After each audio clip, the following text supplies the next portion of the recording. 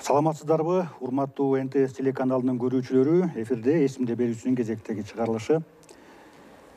Студиябыздын бүгүнкү мейманы буга чейин бир нече жолу бизге ушу жерге келип маяк куруп берген Болот Абдурахманов эке, тарых илимдеринин доктору, улуттук коопсуздук мамлекеттик комитетинин ардагери, отставкада полковник.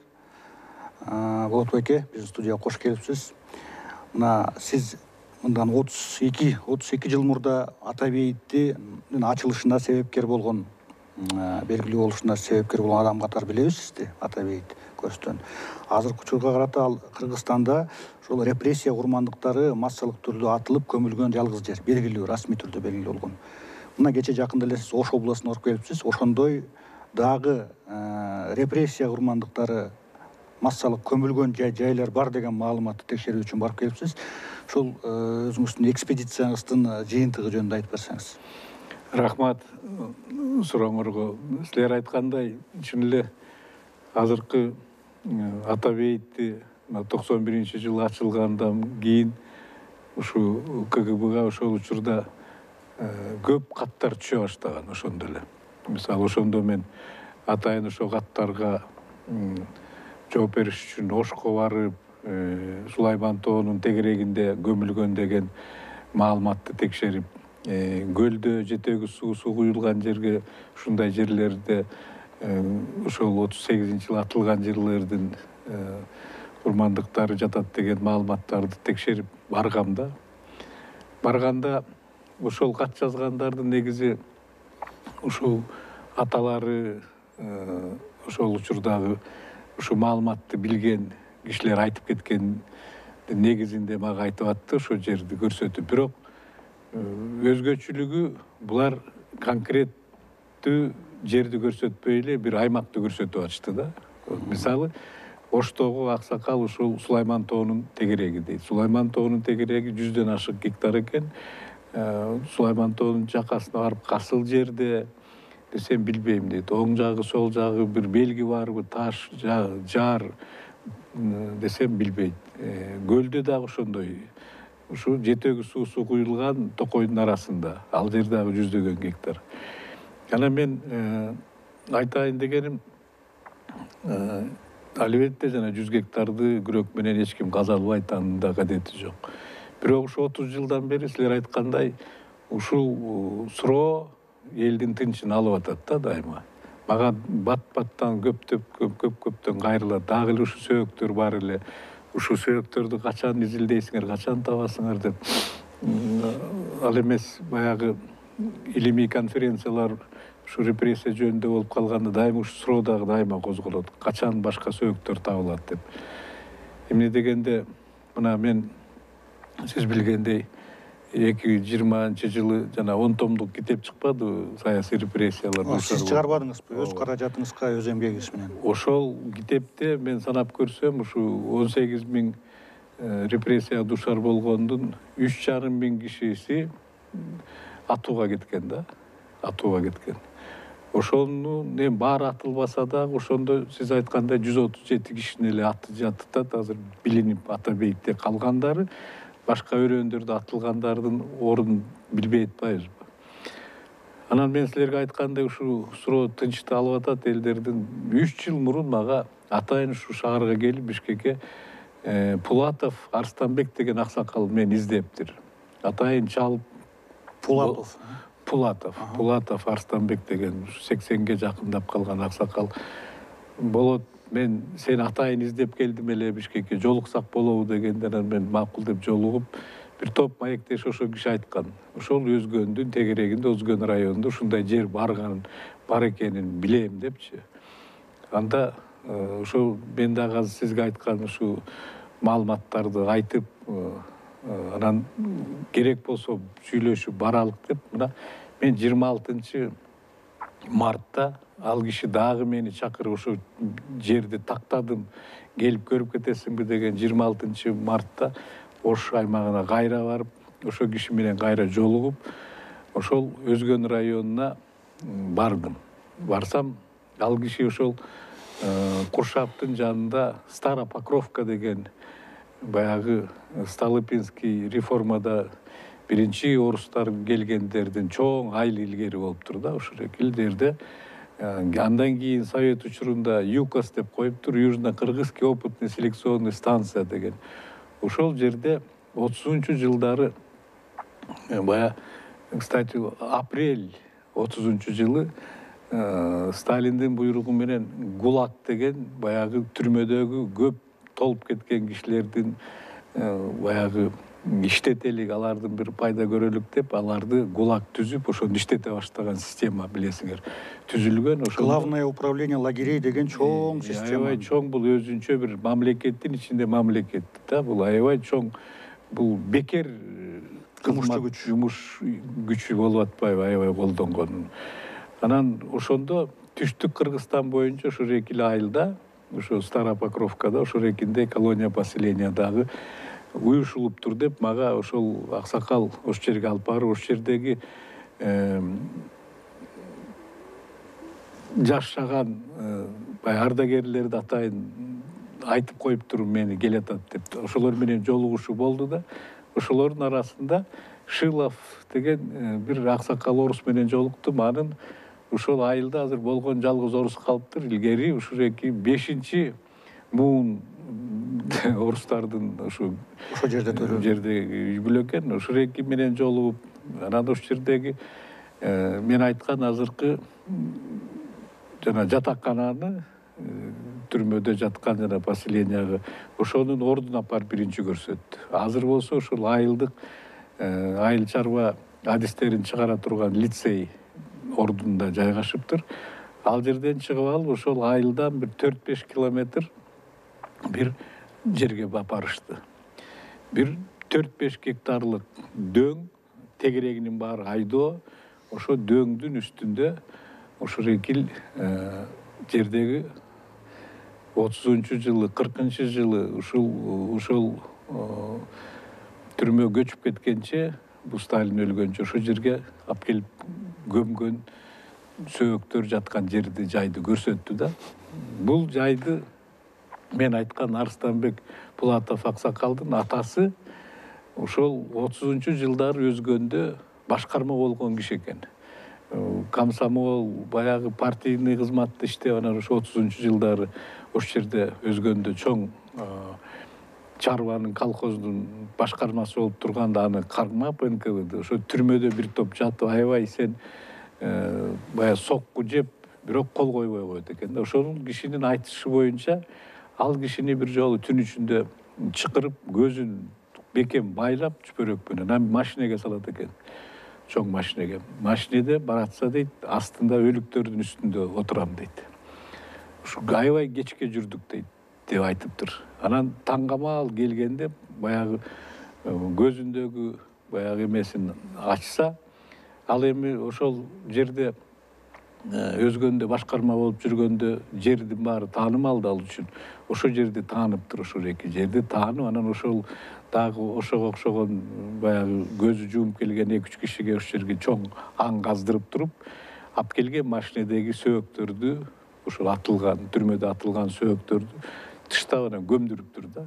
Анан ошол экини эстеп калат экен да, эстеп калып, анан кийин ал киши улуу атамекендик согушка барып келип, аман эсен келип, анан кийин каза болгон. Бирок бул аманатты жана азыркы баласына, азыркы Арыстанбек атабызга айтып кеткен экен. Ошол жерди мага ошол аксакал мына 26-мартта барганда ошону көрсөттү да. Көрсөтүп, анан ошол жерде чогулган, ошол жерде жергиликтүү кишилер келип, алар да ушул эки маалыматты тактап айтышты. Ошол Шилов деген киши да, анын атасы ошол түрмөдө иштеген киши экен. Алардын айтымы боюнча бул жерге ушул колониядагы жаткан ошондо чечен, Кабардино-Балкар депортация болуп келген улуттардын да өзүнчө бурчу бар экен, ошол жерге көмүлгөн. Мен угушум боюнча ал жерге ушул түштүктөгү жергиликтүү адамдар кээ бирде келип зыярат кылып Куран окуйт экен. Даже Чечнядан келип жанагы аталардын сөөктөрүн издеген кишилер бар экен да. Азыркыга чейин. Жанагы азыркыга чейин ошол жерде. Бирок мен кичине мындай байкаганым, капа болгонум жер, ошол жерде аксакалдар жанагы жерде айтып атат, бар экенин баары тең далилдеп эми бирок ошол эле учурда ошол мен айткан жанагы дөңчөнүн бир капталы таштанды болуп калыптыр, полигон болуп калыптыр да. Жергиликтүү кишилер таштандыны тыштап калыптыр да. Анан мынтип карасаңар, атайын бул бир мүрзө деп эч белги жок. Эч белги жок. То есть булар жөн эле тыштаак, бирок үстүнө чыксаңар, баягы мүрзөнүн өзүнүн немелери болот эмес, дөңкүр кичинекей эметип калган, чоң кичинекей ушурекиндей бир 4-5 гектар полностью ушурекиндей болуп турат. То есть мен мисалы ошол жерден күрөк алып казганга деле кадети жок деп ойлодум да.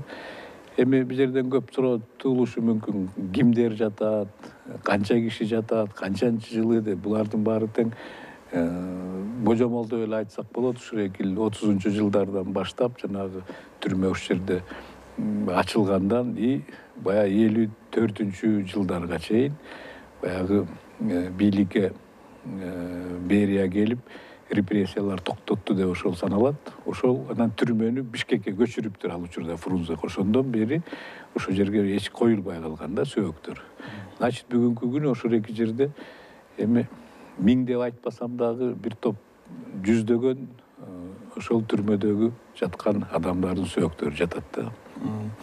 Ошол Ош областынын болобу, Өзгөн районунун жергиликтүү администрациясынын бул жөнүндө кабары бар бекен. Ошол балким жергиликтүү архивдерде маалыматтар чыгып калар. Ал жерде эмне болгону, ошону сураштырып көргөн жоксузбу?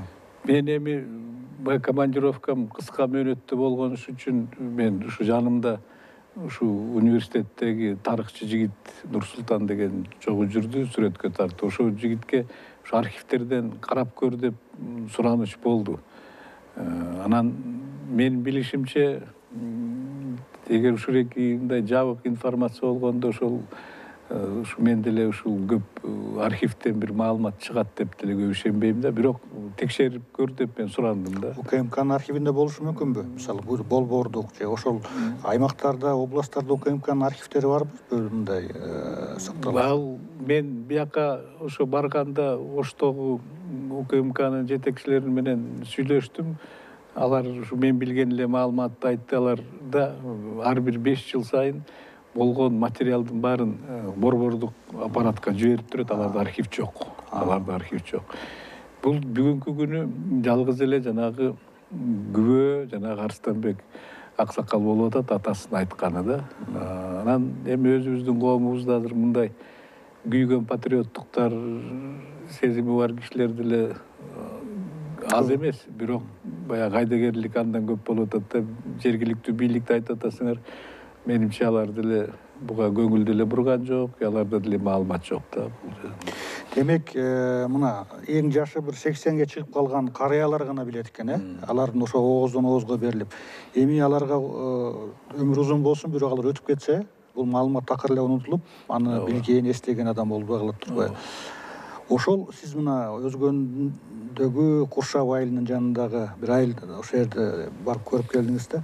Ал жерди ошол эми баарын казууга кажет жок деп атпайсызбы? Бирок археологиялык жактан аны ырастап берчү. Мына чын эле бу жерде мисалы өткөн 20-кылымдын 30-жылдары же 40-жылдары же 20-жылдары көмүлгөн сөөктөр деп далилдеп мындай жок дегенде мындай пробный деп коет го орусча, бир жерде казып, ошону аныктап берип туруп анан ырастап туруп анан кийин статусун бекитсечи, ошо археологдор менен кандай сүйлөшө алдыңызбы? Жок, мен сүйлөшө элекмин, мына мен жаңы эле келдим. Эгерде бул демилгени мисалы жогорку жактан кызыгып, мисалы ошол эле тарых институту академиянын эгерде туура көрүп, эгерде бир иш-чара көрөбүз деп уюштурса, сөзсүз болот, бул жерде маселе жок. Анан мен бүгүн силерге келатып дагы ушул проблеманы силер козгооруңарды билип, мен бир өзүнчө бир сунуш айтайын дегем да. Ушундай жерлерде Кыргызстанда мына мен айткан Ош атайын ошондо мен музейге кызматкерлерине да бардым да. Атайын ушу барганда. Аларда ушу Сулайман тоонун мындай жакасында бар деген маалымат билет, бирок кайсы жерде экенин билбейт. Мен силерде башында маектин астында ушу көлдө ушундай жерлер бар экенин айтып атам. Эгерде бул жерде мына сөөктөр казбаса деле далилденип турат бар экенин. Эгер ушурекиндей уже бүгүнкү күнү билинген ушундай жерлерди билебиз, ошол жерге бир эстелик орношкон бул дүйнөлүк практика ушундай бар да.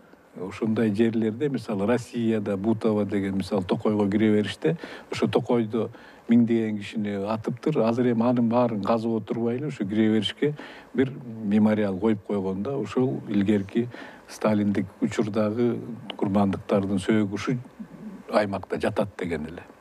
Анан ошол жерге барып, зыярат кылып, кол баягы балдары, неберелери барып гүл коюшу ушинтет экен. Эгер ушундай практика боло турган болсо, мен азыр ойлоп атам, азыркы кээ бир депутаттар бир мыйзамдын долбоорун демилге кылып атпайбы ушул архивдер жөнүндө. Ушул мыйзамга ушуну киргизсе, эмне дегенде, мисалы мен Сулайман Тоо архивдеги музейинин кызматкерлери менен сүйлөшсөм, өзүңөр билесиңер, Сулайман Тоону ЮНЕСКОнун азыр эстелик кылып койгон. Ал жерге бир даже эчтеке кылганга болбойт. Казык Казыкканга болбойт, туура айтасыз. Аянкы жолу 84-жылы Рыспай Абдыкадыровдун сөөгү ошол жерге коюлуптур, андан башка тиелек да. Эгерде бул мамлекеттин деңгээлинде ошол жерге демилге кылып, бир бул жерге кичинекей эстелик ушу жанагы эстелик ташын коюп коелук дей турган болсо, буну дагы ушу жогорку жактан демилге кылып, ошолордун буйругу менен жасаш керек да. Мисалы Сулайман Тоону. Жана өзгөн менен көлдү менимче ЮНЕСКОнун объектиси болбогондон кийин ал жерде жергиликтүү бийлик деле чечип коюшу мүмкүн да.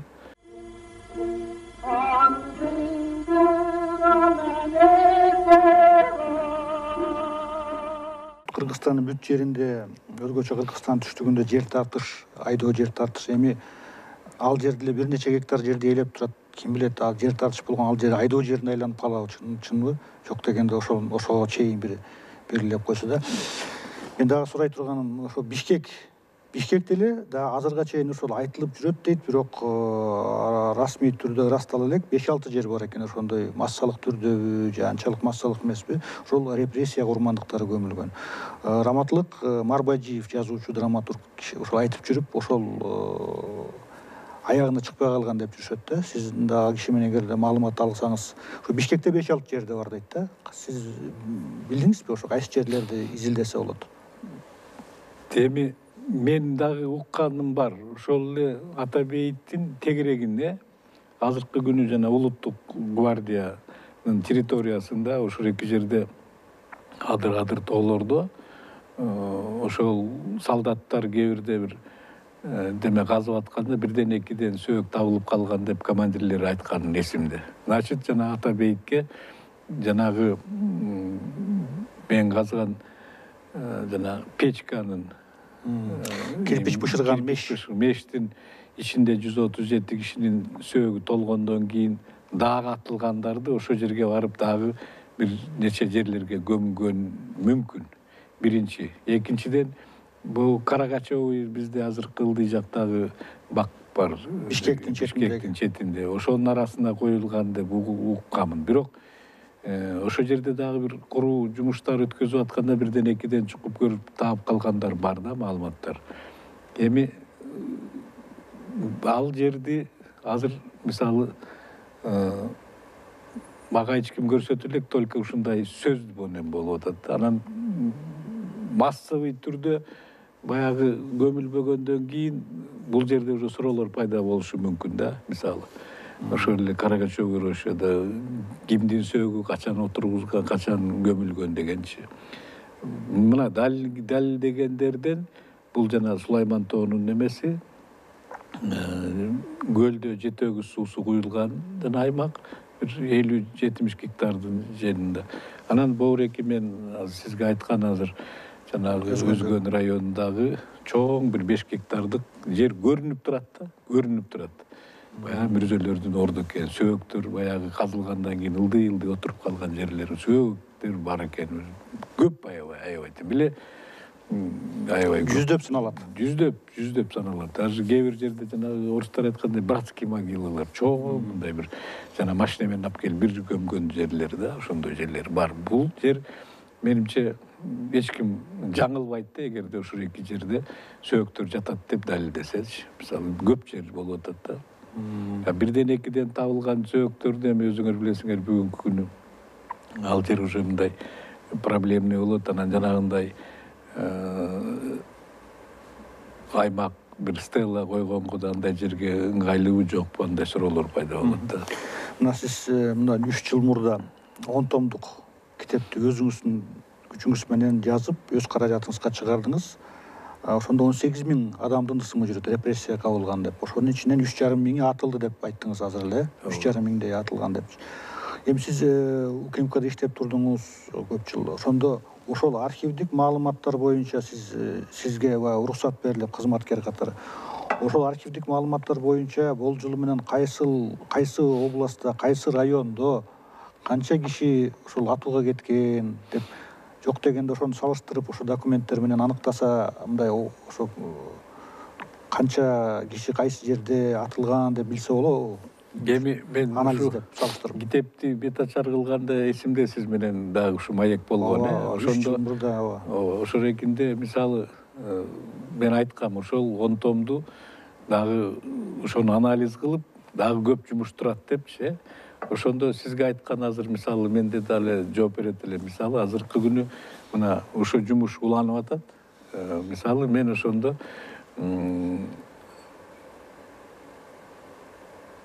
көлдүктөрдүн азыр жашаган көлдүктөрдүн ошо 10 томго кирген тизмесин тизсек бир 2000ге жакын экен көлдүктөр. Ошолор эми кээ бирөө Бишкекте, кээ бирөө Караколдо атылды. Ошолордун мисалы делосунда ушул эң жогорку жазага баягы тартылды, высшая мера наказания деп санап көрсөк чыгат канча экенин. Баягы кошулуп ошентип. Албетте эң көп Бишкек анан Ош болгон мисалы. Оштун түрмөсүндө. Бирок эгерде мына Нарында бир 2000 экен, Көлдө бир 2000ге жакын ушинтип бөлүп отурсак, менде конкретно азыр мындай цифра жок, канчасы экен. Бирок мындай болгон да, ушул особенно ноябрь айында Берия 38-жылы Берия ушу 25-декабрларда келген бийликке. Ошондо ага чейин Ежовдун орун басары болуп кыска мөөнөттө. Ошо келерин билип туруп, ошол экинде өзлөрүнүн баягы кылыктарын жашырыш үчүн ушу ноябрь айында массовый түрдө аябай атуу көп болгон да. Массовый түрдө көп атуу болгон ошондо. Жанагы мен сизге айткан Арыстанбек Аксакалдын дагы атасы айтыптыр, ушу мен дагы атууга кетет элем, бирок ушу декабрда 38-жылы бизди көп кишилер түрмөдөн бошотту Берия деп. Жол болсо ошондой болмокта. Анан келип туруп силер бая Сталиндин саясатын бузуп турсуңар деп Ежов анан калган бияктагы Лоцмановду өзлөрүн репрессия кылып салган. Өздөрүн атып салышпады. Лоцмановду дагы Лоцмановду 2013-жылы Россиянын жогорку сот ишин кайра карап күчүндө калтырып коюптур. Чын эле кылмыш кылган экен депчи. Демек ошо салыштырып бир аракет кылып көрсө болот экен ошо тизмелерди. Болот, азыр мисалы аны ошону кылганга жумушка муну көп убакыттагы эме кылат. Адамдык ресурс керек. Адамдык ресурс керек. Муну кызыккан киши болуш керек. Буга көп маселелер бар. Бул мисалы силер айттыңар, туура. Мен мисалы азыркы планда бар ушул эки аймак кылып, регион кылып жана 10 томду бөлүп чыгарайын деген. Бирок кайра эле жанагы эмеге финансовый каражатка такалып атат. Мисалы мен Көлдүк же болбосо тиги Нарындык баягы кызыга турган кишилерге кайрылсам болот эле. Мен былтыр ушу Көлдүк туугандардан баштайын деп губернаторго кат жазсам, кат келиптир. Мен силердин катыңарды райондорго жиберейин деп. түшүнгөн жокмун да эмне жөнүндө. Мен биягын айтсам башкасын жооп берди. Макул деп жооз мен андан ушундай китеп чыгаралы, каражат менен жардам бергиле деген суроо болгон. Ал болсо менин катымды районго жибер. Мен районго жибер деп жазган эмесмин. Эми чын эле Кыргызстанда мындай чиновниктердин аппаратынан дагы жарандык коомдук уюмдар күчтүү, активдүү эмеспи? Азыр бизде Кыргызстанда бир чети муну сындап келебиз, бир чети бул мындай өзүнчө бир мобилизациялоочу күч, бул баягы областтык, райондук деңгээлдеги ынтымактар, биримдиктер бар го. Алар баягы жалаң эле чогула калып, айына, жылына бир жолу тамак аш жегендин ордуна ушундай бир реалдуу бир иштерди колго алса деле болот керек. Анткени баягы шайлоонун астында, бир майрамдын астында келип, ошол ар бир жок дегенде бир айылдан чыккан бир эки бай бар. Район, область масштабын алганда ушундай нерсени оңой эле көтөрүп коюп, колдоп кетчү үчүн эле баягы регионалдык ынтымактар, коомдук бирикмелер, ошолор колго алса бул иш мындай чын деле ишке ашарлыктай да. Балким ошондой болот. Мен дагы бир нерсени сурайын дегеним, сиз улуттук коопсуздук комитетинин ардагерисиз, полковник наамында мына отставкага чыгып, ардактуу эс алууга чыктыңыз. Мына мен үчүн сиз ошол коом менен, илимий чөйрө менен улуттук коопсуздук кызматынын ортосундагы бир мен билгени жалгыз көпүрөсүз да. Бул жакка дагы сөзүңүз өтөт. Эми коомдо авторитетиңиз бар, ал билген кишилер абдан эле биз сыйлайбыз, барктайбыз. Улуттук коопсуздук комитетине дагы сиз баягы ардагер катары баягы кирип чыгып, архивине кирип, мына 10 томдукту жаздыңыз да. Ушул сиздин мүмкүнчүлүгүңүздү пайдаланып да, балким ошол архивдерден мындай архивдерди ыраттап, бир атайын бир штат аштырып ошол УКМКнын ичинде мейли баягы сиздин жетекчилигиңиз астында мейли баягы секреттер чыгып кетет деп эгерде кооптонушса, бир ошол архивдерди ыраттап, системалаштырып, ошондой иш жүргүзүү зарылчылыгы барбы сиздин оюңузча? Мисалы, ошол секреттүүлүк, жашыруун деген режимди бузбастан туруп да, мейли анын баарын эске алалы дагы. Силерге рахмат. Аябай жакшы, мындай кылдаттык менен жакшы суроо бердиңер да. Эми реалдуулук ошо болуп атпайбы? Ачып эле салгыла архивдерди деп канча жылдан бери кыйкырабыз, эми ал реалдуу нерсе эмес. Биржан, силерге ушу жооп берердин астында мен бир кичине бир тарыхка экскурс кылсам, айтыңыз.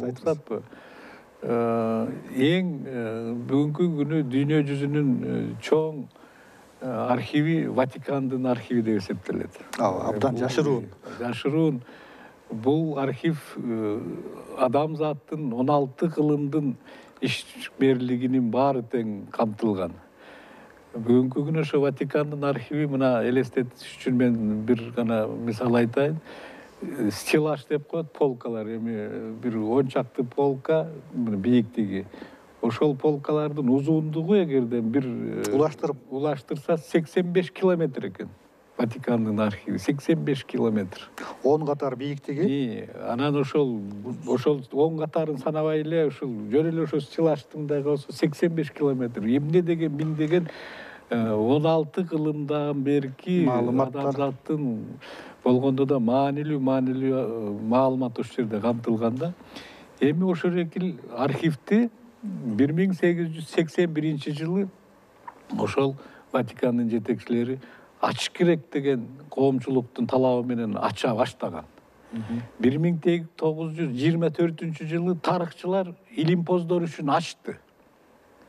Мынакей ошол экинден бери ошо бир топ аябай маанилүү маалыматтар, тарыхый аябай маанилүү маалыматтарды ошо илимпоздор ачып, изилдеп, аябай чоң ачылыштар болуп атат да. Бул дүйнө жүзүндөгү аябай бир жашыруун, аябай маанилүү маалыматтарга ээ болуп атат ушу илимпоздор. Жылына менимче бир 2000ге жакын илимпоз ошол жака кирет экен да, улуксат экен. Буга улуксат алыш дагы аябай оор, бирок ачылган. Эми сиз билесиз, 2-3 айдан бери Кыргызстанда дагы ушул демелгечилер, бүгүн ошолордун арасында бирөө келсе жакшы болот эле. Депутаттарды айтып атасыз. Мыйзам долбоору демилгеленбеди. Ошолорду демилгечи кылбадыбы? Ошолор келсе жакшы болот эле. Эми биздин ушу маекти уксаалар деле ойлоп бир өзүнчө бир пикирге келет. Ошол мыйзамдын долбоорунда ушу бар. Сиз айткан ушул архивдерди ачса жакшы болот эле деген. Мен да ошого кошулам да.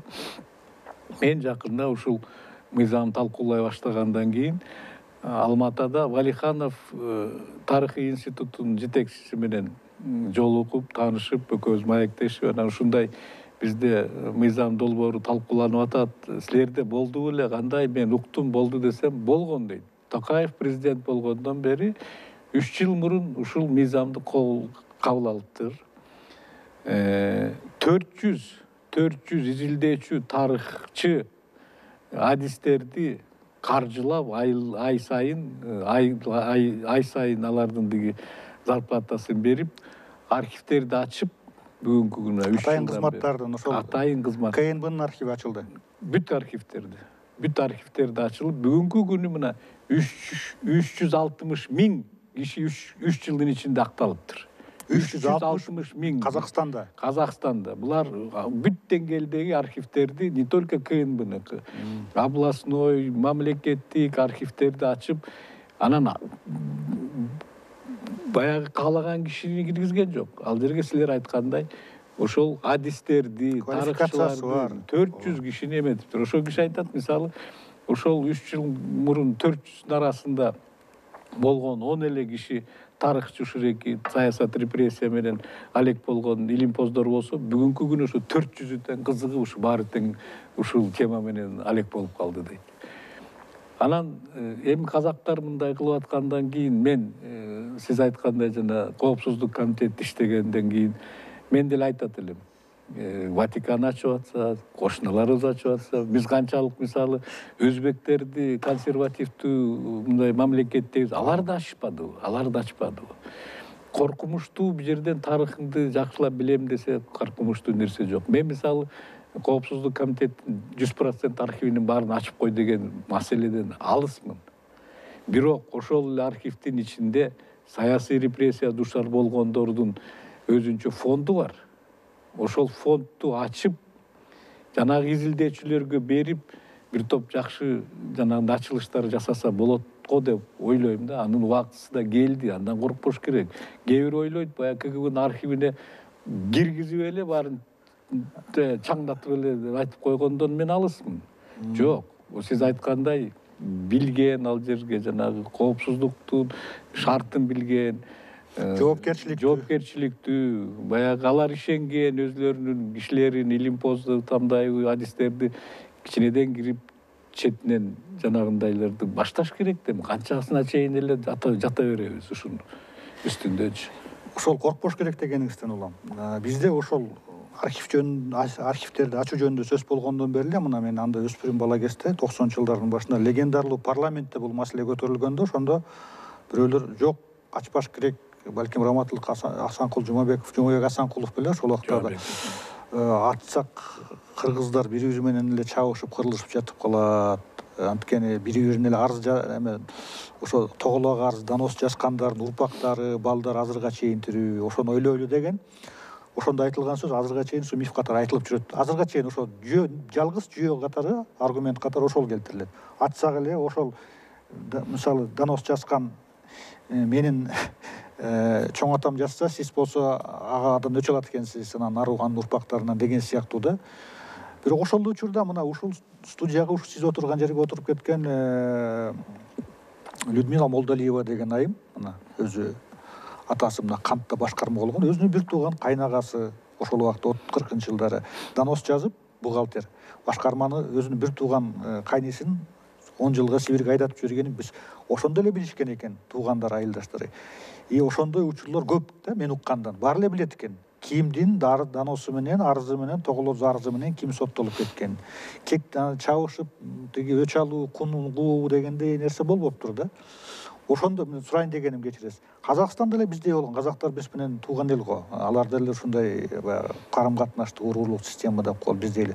Аларда ошондой кооптонуу болуп турбу, ошондой анан ошо кооптонуулар чын эле ошондой негиздүү бекен? Ачылгандан кийин чабышып кетпептирби казак туугандар? Мен ойлойм, бул эгерде архивтер ачылса, эң жанагы атасын, чоң атасынга ким донос жазганды издеген ал биринчи максат эмес да.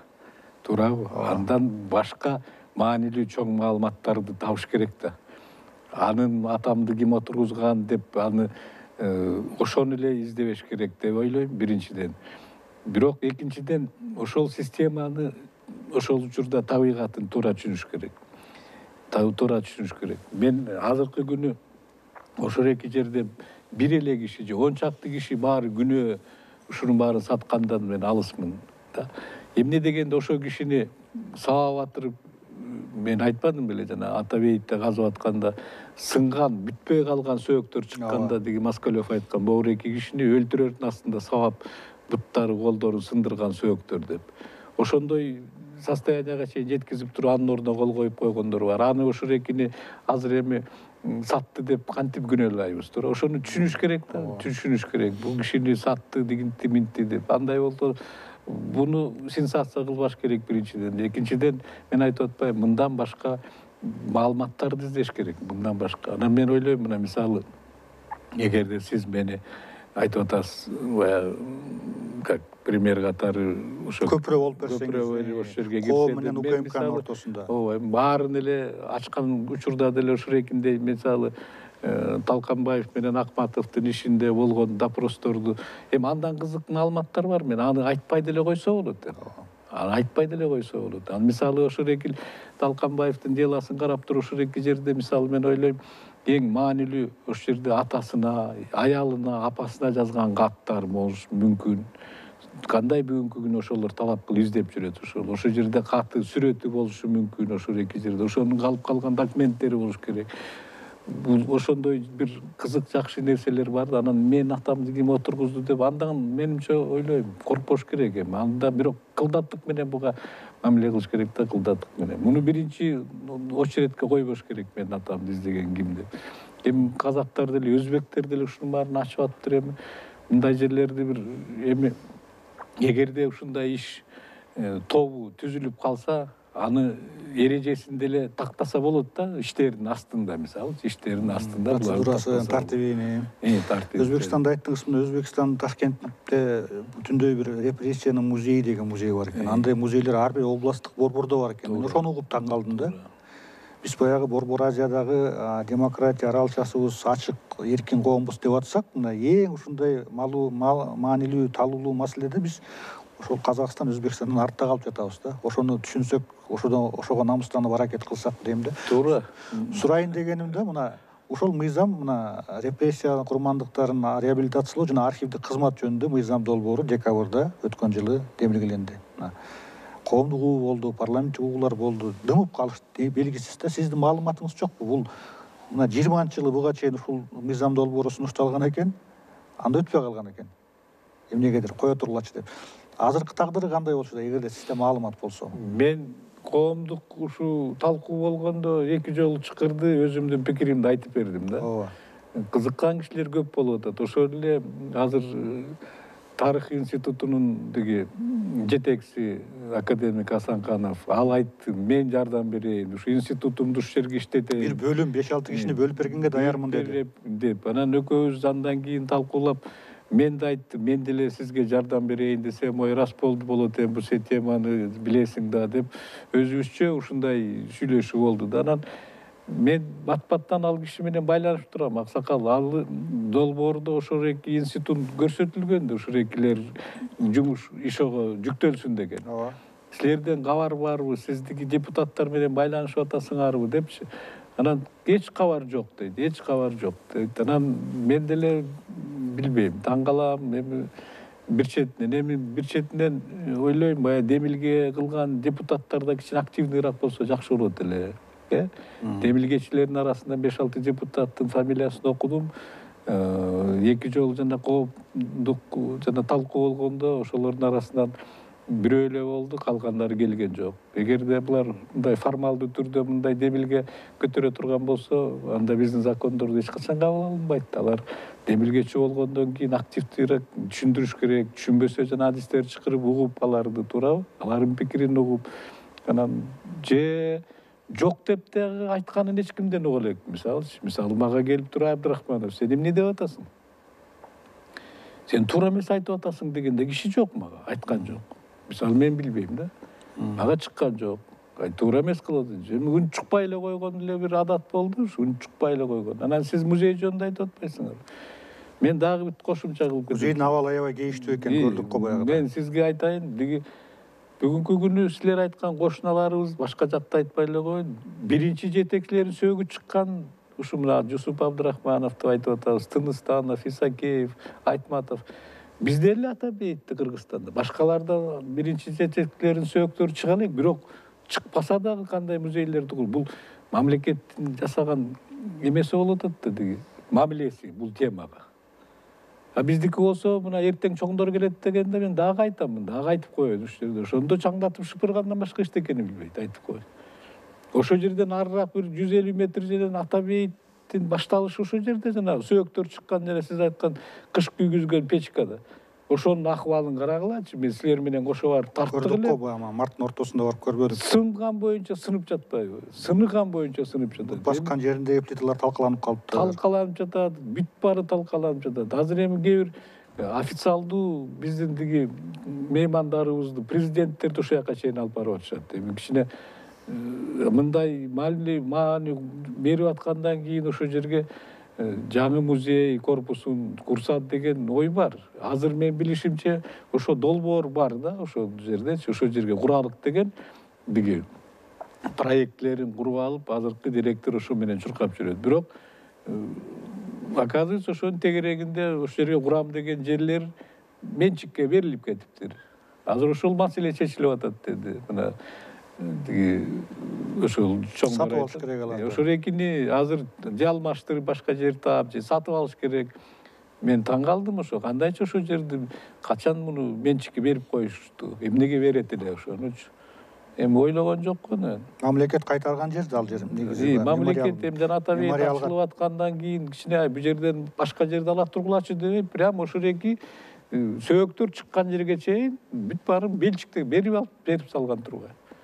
Азыр эми ала албай, убакыт өтүп атат, эми дагы качан алабы, албайбы, анан алып бүткөндөн кийин анан каражат маселеси башталат. Бизге музей дегенде эле бизде каражат качан табылчу? Болот байке, сизге чоң рахмат ушул эмгегиңиз үчүн. Менимче мына сизди жакында жакшы көргөн адамдардын пикиринде сиздин эмгегиңиз азырга чейин татыктуу деңгээлде баалана элек, мамлекет тарабынан баалана элек да. Ошону дагы биз жеткизип коюуну милдетибиз катары билебиз. Сиздин эмгегиңиз бааланып, татыктуу мамлекеттик деңгээлде. Анан сиздин жасап жаткан ушул акыркы мына 35 жылдык өмүрүңүздү арнаган ушул ишке, ошону ишти жылдырууга колдоо болсо деп тилейбиз. Биз да колдон келишинче жардам беребиз. Ошол мына музейге күйүп пышып жүрөбүз канча жылдан бери биз. Өзүбүз да барма чогуу барып көрдүк баягыда. Музейдин абалы чындап эле уяласың. Эми улуттук лидерлерибиз деп төш кагабыз, ооз көбүртүп сүйлөйбүз, бирок алардын эстелигине болгон мамилебиз ошондой да, чындап эле аны көптөр барып билбейт деле, көрбөйт деле окшойт. Ошону көрсөтүп айтып келе жатабыз. Эми тилекке каршы азырга чейин реакция жок. Эң башкысы сизге ден соолук, узун өмүр каалайм. Бүт баардык пландарыңыз, иштериңиз, тилектериңиз ишке ашсын. Рахмат. Анан сиздин эмгегиңиз, ошол короткон мээнетиңиздин баары мамлекет тарабынан, эл тарабынан татыктуу баа алышын тилейбиз. Рахмат, чоң рахмат. Урматтуу НТС телеканалынын көрүүчүлөрү, эфирде эсимде берүүсүнүн кезектеги чыгарылышы болду. Кийинки берүүлөрдөн көрүшкөнчө бар болуңуздар.